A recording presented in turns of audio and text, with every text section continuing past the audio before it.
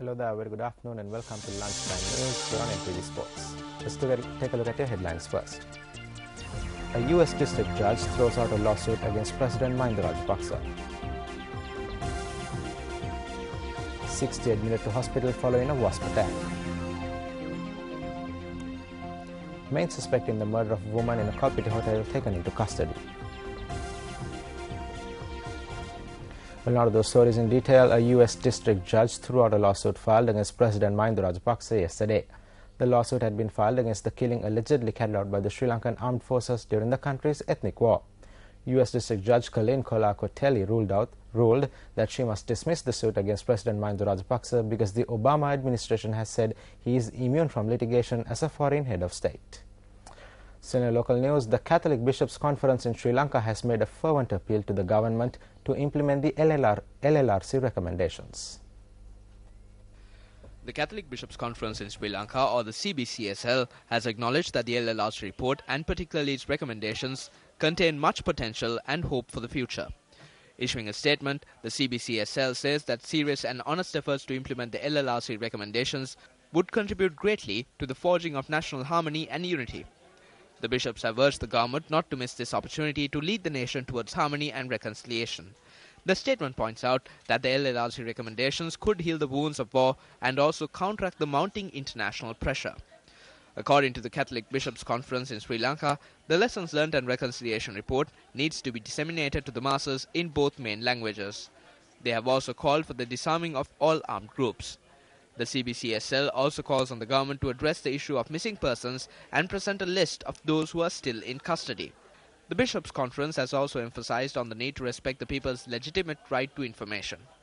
The Catholic Bishops' Conference has requested the government to appoint a responsible body of persons who would look into the implementation process of the LLRC recommendations. The chief suspect in a murder of a woman at a hotel in Kalpiti has been arrested today. According to the police media spokesperson SP Ajit Rohana, forensic investigations conducted at the scene of the crime had led to the suspect. A female dead body was found at a hotel in Kalpiti police area.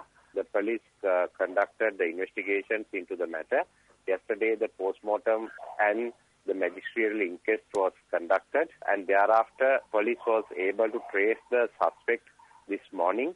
After conducting an operation, a suspect is said to be the legal husband of the deceased. He is a 47-year-old person, and he has admitted the incident, and police is conducting further investigation. Close to 60 individuals have been admitted to hospital after they were attacked by wasps. The attack had taken place while a group of women were plucking tea leaves on an estate. 15 of the injured are receiving in-house treatment at the Bogavanthalava hospital. According to a hospital spokesperson, another 45 individuals have received OPD treatment.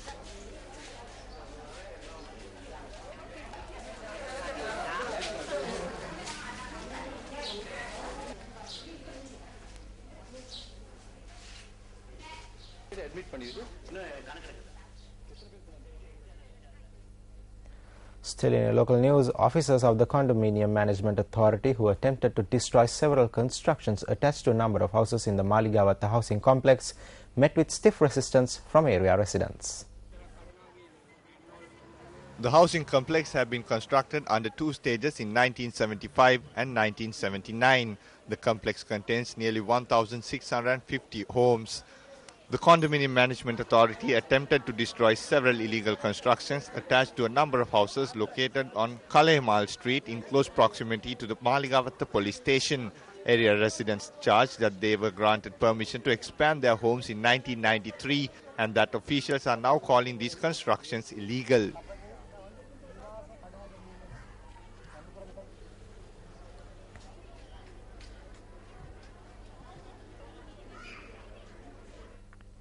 The Ministry of Cooperatives and Internal Trade has taken a decision to only purchase paddy with a moisture content of 14%.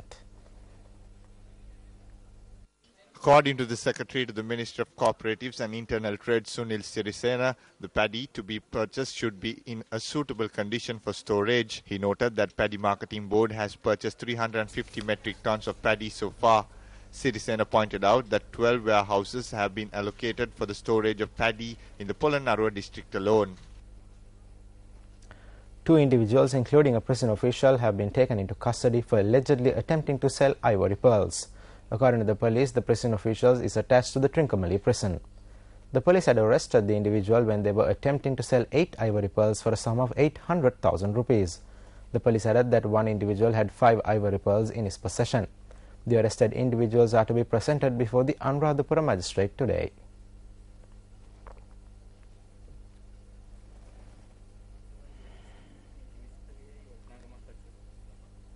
Moving on, the police have taken into custody 2 individuals who were attempting to obtain an extortion payment from a resident in the Markola area. Police stated that the suspects were taken into custody while they were receiving an extortion payment of 450,000 rupees. The suspects, who have called and threatened an area resident of Markola South, has demanded 2 million from the area residents. According to a plan set up by the Sapugaskanda police, the 2 suspects have been taken into custody while they were obtaining part of the extortion money at the Simbalape town.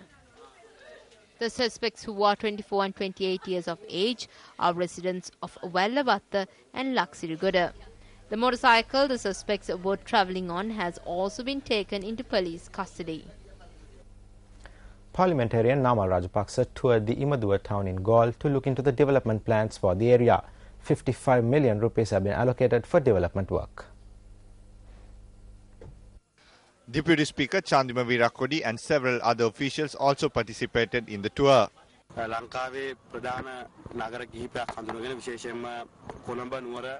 Other than cities such as Colombo and Kandy, we hope to identify several other cities that we predict will give a boost to the tourism industry as well as the local business community and develop these cities. We hope to commence development activities of the Urubokka town in the Mathura district too, and it will be developed by the end of this month.